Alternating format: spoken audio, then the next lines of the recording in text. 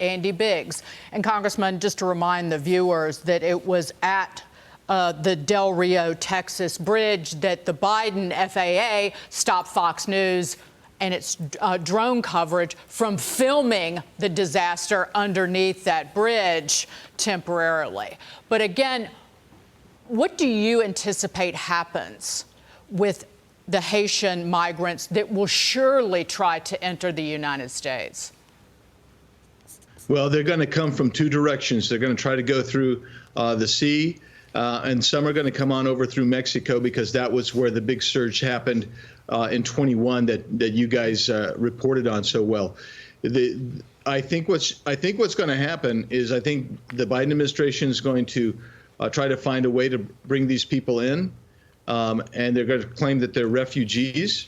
And but if they were going to be refugees, you'd be working with UN Office of Refugees, and also you would treat them more like you did the Afghani refugees. You would be putting them in camps, perhaps even on military bases. But I don't anticipate this administration will do it.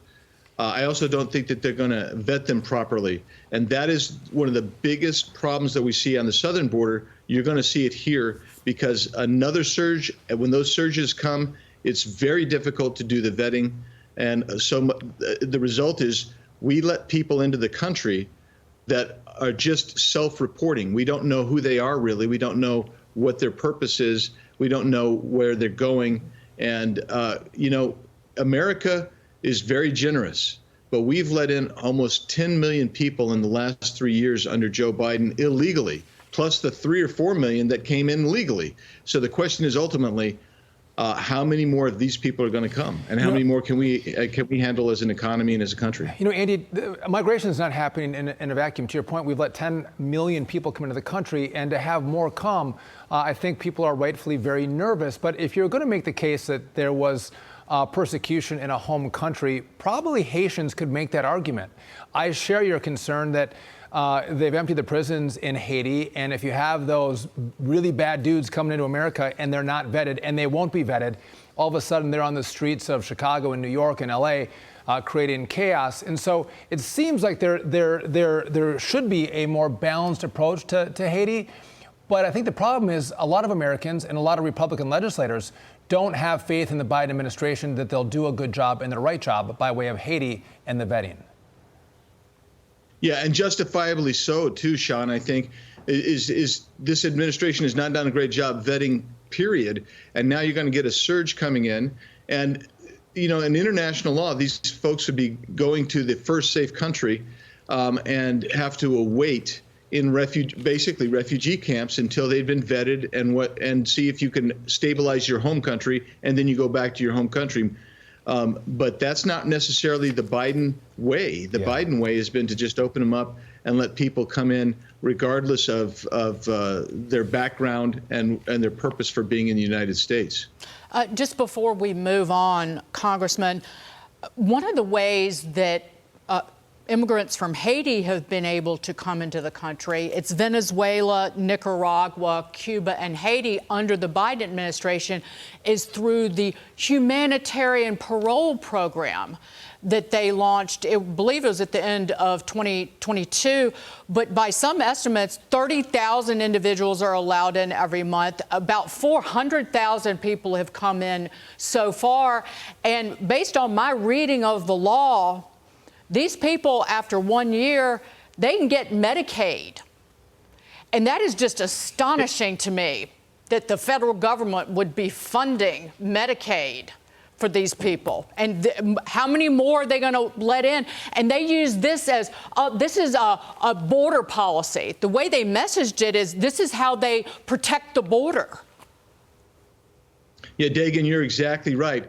So they not only will they get Medicaid, they're going to get additional benefits and work permits to be able to go out and work. And that's that special program for those 4 nations that you mentioned. Yeah. And then they will say, when I say they, the Biden administration will say, see what we've done to curb illegal border crossings. But the reality is those are still illegal border crossings, and they haven't handled them the way you would handle either a true asylum claim or a true refugee claim. What they're doing is they're creating these subcategories that there's really no authority under the Title VIII to do, and then they're going to bring them in, bring these people in, and say we're going to let you in. Now, I'm not saying that what's happening in Haiti is not some of the most heinous stuff we've seen in our hemisphere in a long time. It is gross and it's terrible.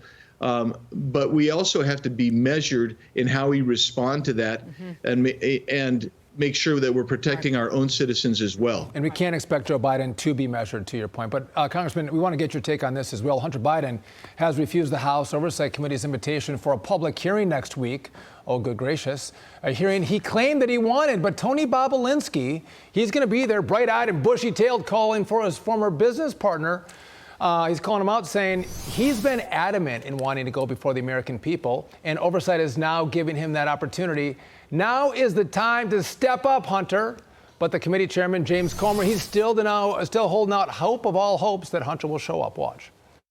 I'm shocked because all I heard from Hunter Biden was he wanted to come and have a public hearing. Well, now we have a venue for a public hearing, and he's declining to come. The American people deserve the truth.